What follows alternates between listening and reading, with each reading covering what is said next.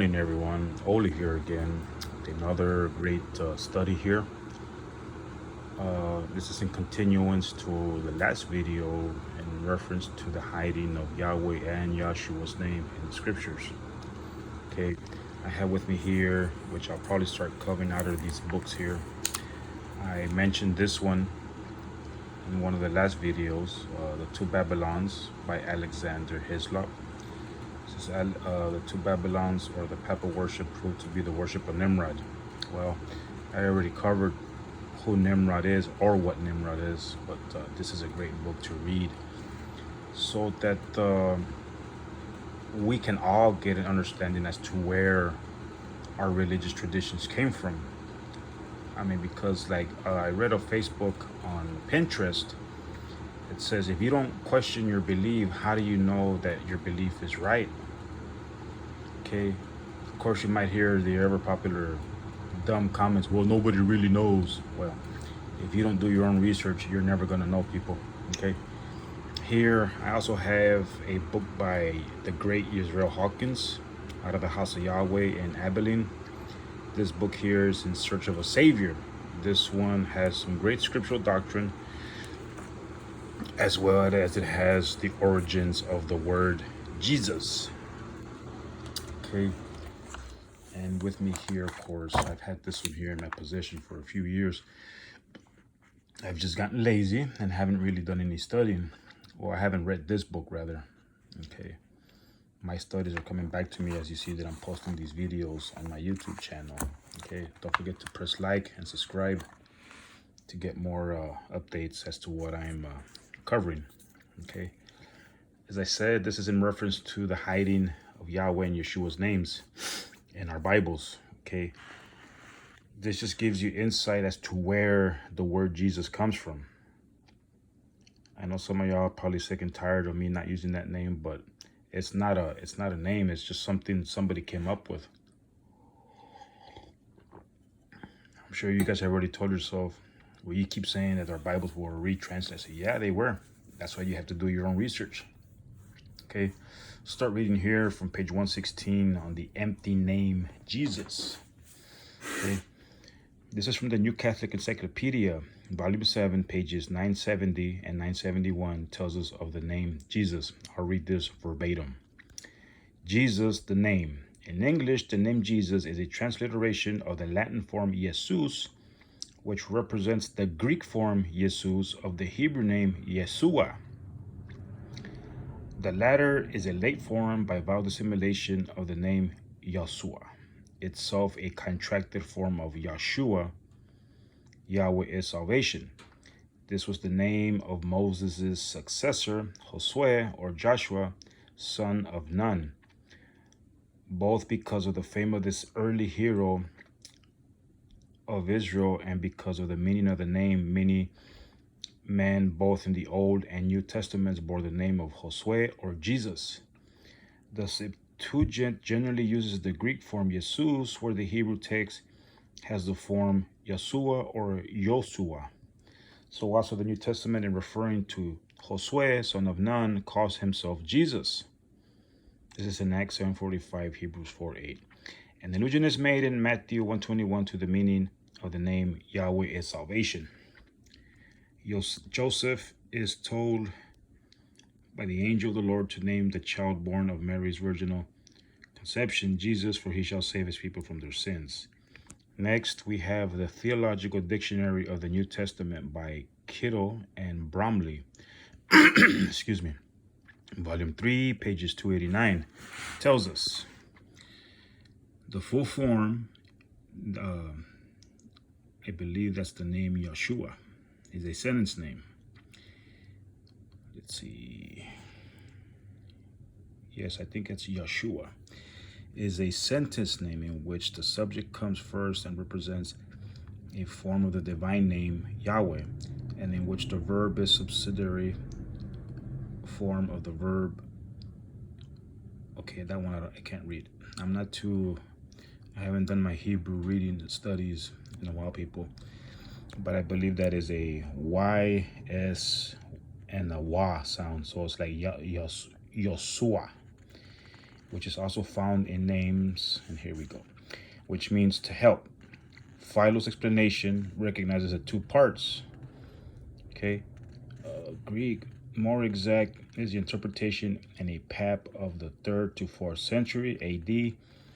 The rabbis too were aware of the two parts of the name.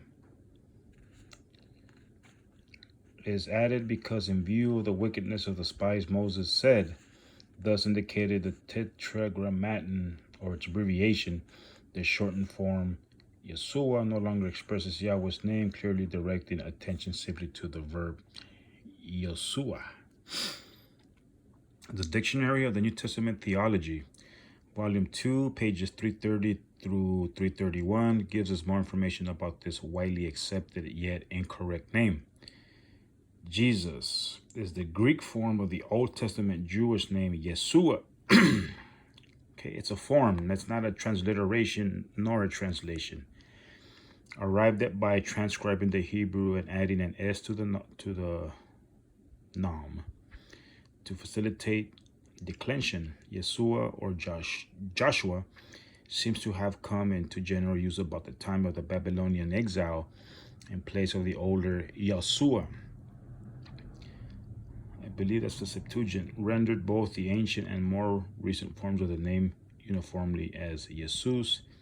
It is the oldest name containing the divine name Yahweh and means Yahweh is help or Yahweh is salvation. The verb yasa, help, save. Joshua also appears in one post-exilic passage in the Hebrew Old Testament, Nehemiah 8:17, as Yeshua, the son of Nun, and not as in the older texts, Yahshua. This is from the Encyclopedia Dictionary of the Bible by Louis Hartman, pages 1141 and 1142, shows us this. Jesus. The name in English is a transcription of the Latin Jesus, which represents the Greek form Jesus of the Hebrew name Yesa or Jesua.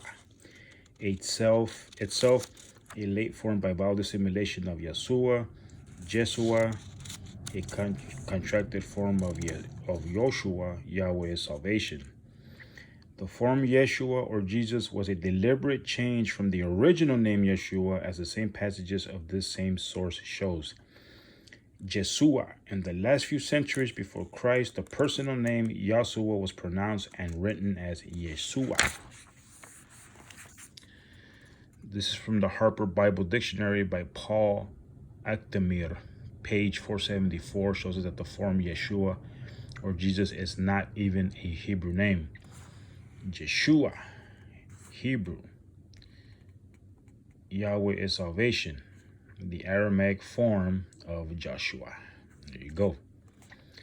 Rather than this name being correctly written and spoken, Yahshua, containing Yahweh's powerful name, its new form was Yeshua, meaning he will save. Not only was Yahweh's name removed from the correct name, Yeshua, written in its new form, Yeshua, but Yahweh's power was removed from it as well.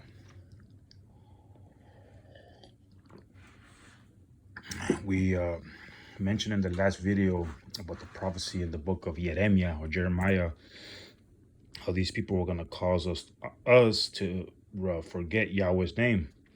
And this is exactly what they had done over the years. Okay. The new name, Yeshua, was being used as a replacement for Yeshua's true name by the time the Septuagint was beginning to be translated. The Greek word written in this version to replace the name that had replaced Yahshua's name is Jesus, a direct transliteration of the Hebrew word Yeshua. The next version of the Bible after the Greek Septuagint was the Vulgate, attributed to Jerome. In the year 383 of this common era, Jerome began to work on this Latin version. He undertook the revision of the Old Testament directly from the Septuagint version. In the Septuagint, the name of Yahweh was replaced with the Greek word Kyrios, or Lord. In the Latin Vulgate, Jerome directly translated the Greek word Kyrios, or Lord, to the Latin word for Lord, Dominos. Not Dominus, but Dominos. In the Latin Vulgate, Jerome transliterated the Greek word to the Latin Jesus. This is from Unger's Bible Dictionary, page 1113, tells us of the early versions of the translated English Bibles. Oh, excuse me. Translations, English Bible. Early versions. There were portions of the Bible and possibly the entire work rendered into the English vernacular very early in the history of the language. These, however, were all made from the Latin and not from the original Hebrew. It's just a big mess has been made, people, with trying to translate. Yes, like you all have probably said by now, there were a lot of reasons as to why they were doing these things deliberately, was to cause people to forget Yahweh's one true and correct name. I'll keep reading here. The early versions directly translated the Latin word Dominus to the modern English word we all know today as Lord, which is still causing the world to forget Yahweh's name for Baal, or Lord. Baal is the Lord. In early versions, the Greek word Jesus was shortened to the Latin Jesus, and it was not until the year 1064 of this common era that the popular name Jesus was placed in the scriptures. There was not even a J sound in the English language until that century. We must remember also the fact that there is no J in the Hebrew language. Even the modern English J was not in use until the 16th century of our own common era. This is from Collier's Encyclopedia, copyright 1957, page 289, gives us these facts. J, the 10th letter of the English alphabet, has no ancient ancestor unless as a recent variant of I and the small I. Not until the 16th century was any systematic effort made to differentiate vocalic small I with the sign I and consonantal I with the sign J. J, the capital, was introduced at that time. The name Jesus, so yeah, I mean, hello people. So obviously this tells you that the word Jesus is only, what, 300-400 years old, if that. I know some are saying, well, that's what we call him. It doesn't mean that's what his name is. It's just like I said, I think in the last video or the last two videos, that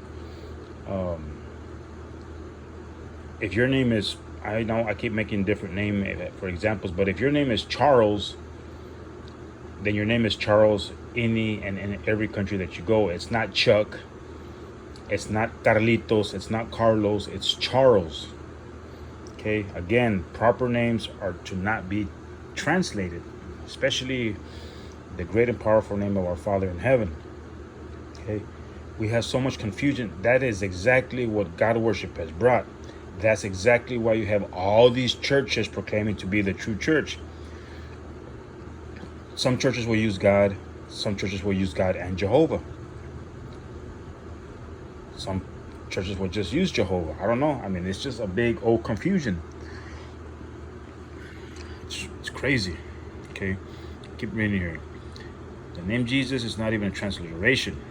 It is a corruption of a transliteration of a Hebrew word which had the mighty and powerful name of Yahweh removed from its original meaning.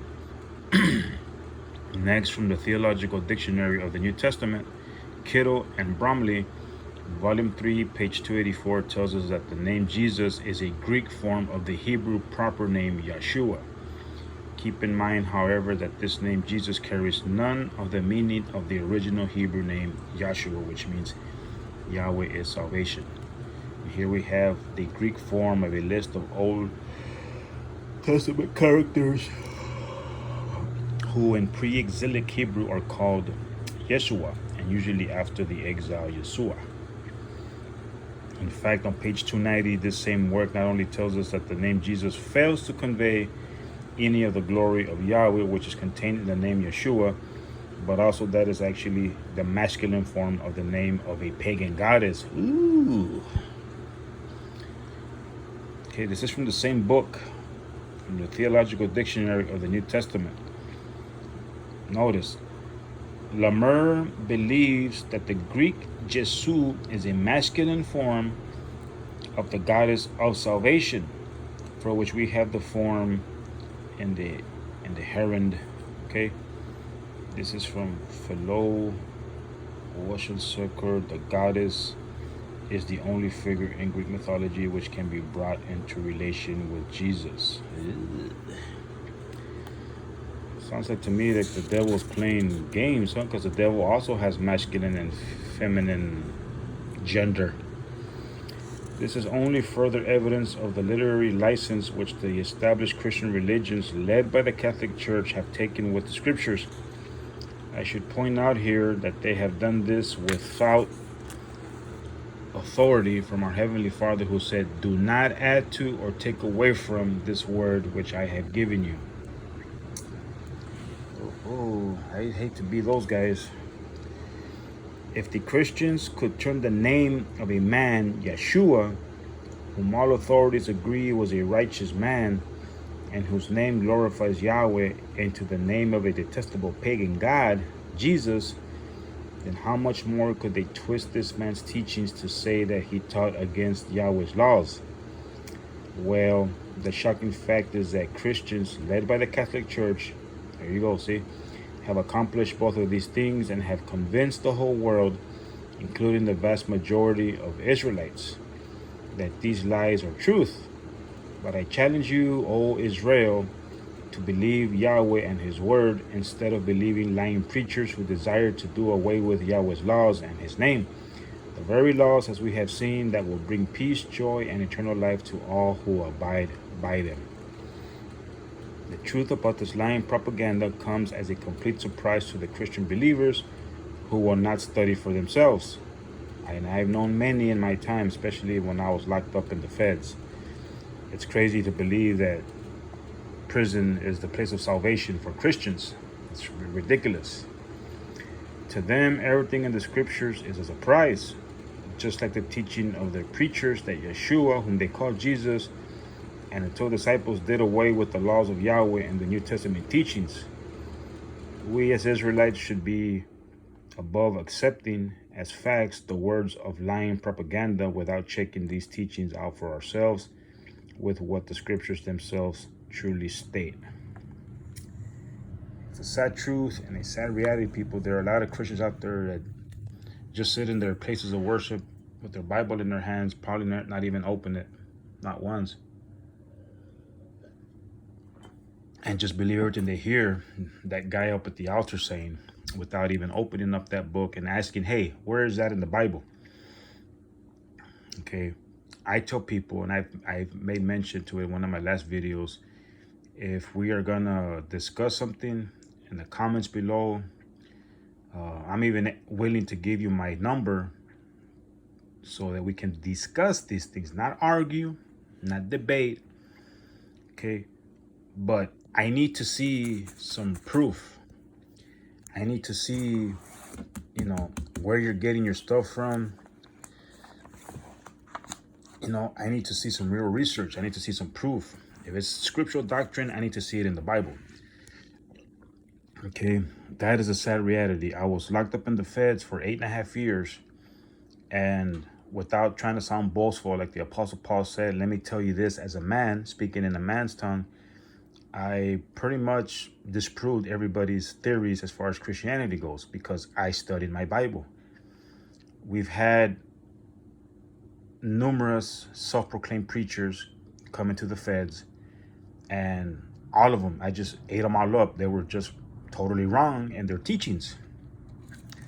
Okay, but this is exactly the teachings that I got from and through the scriptures. As y'all have seen in my videos, all these things are in here. Yahweh is the author of righteousness. He shows us this thing in His word, in His inspired word.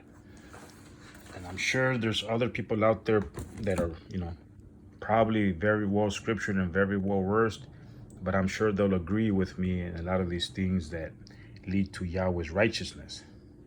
Okay. A proper conversation, a proper argument, and a proper debate will be done in peace, not raising your voices at each other. That's not the way I do my studies.